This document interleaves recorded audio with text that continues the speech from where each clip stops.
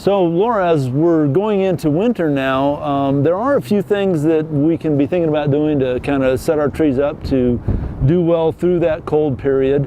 But I'd also like to mention it's a really good time to plant. During the fall, even into late fall, you can still get some root growth happening, so that early establishment can begin at a time when the roots aren't needing to supply water. So it's kind of an easier transition for them. And there's some really good information out there about proper planting depth and all of that. We can help you make that available to folks. It's pretty simple to find online. Other things that I would recommend doing in the winter is going ahead and getting new mulch laid down.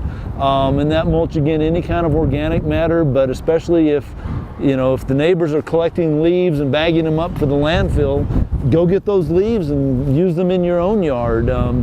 It's great mulch material, breaks down, makes good soil. I would avoid pruning right now, however. Trees respond to pruning wounds in a couple of ways, but both of those ways require the tree to be metabolically active. And so a wound made now is going to sit the longest period of time before the tree kind of wakes up and deals with it. So avoid pruning right now. You can prune in late winter right before dormancy. Breaks, that's a good time. We need to remember to water during the winter, not as much as during the summer, but you don't want that tree to start its early spring growth in a dry soil condition. It'll begin to accumulate drought stress right then.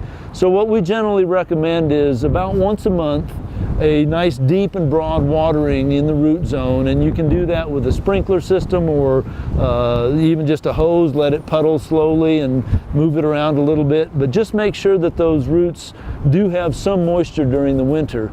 Really important to think about where you're watering a tree in addition to how often and how much.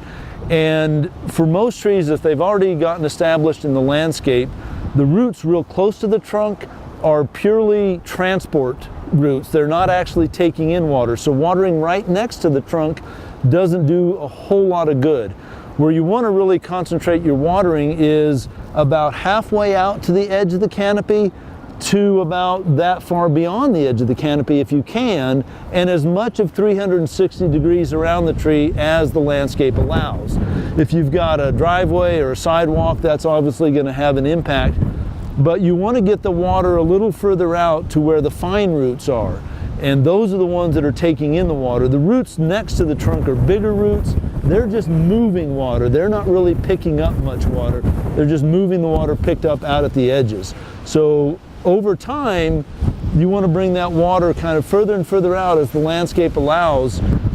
Research has shown that tree roots will grow 2 to 5 times as far from the trunk as the tree is tall. So if you've got a 30-foot tree, you could have a 70-foot root.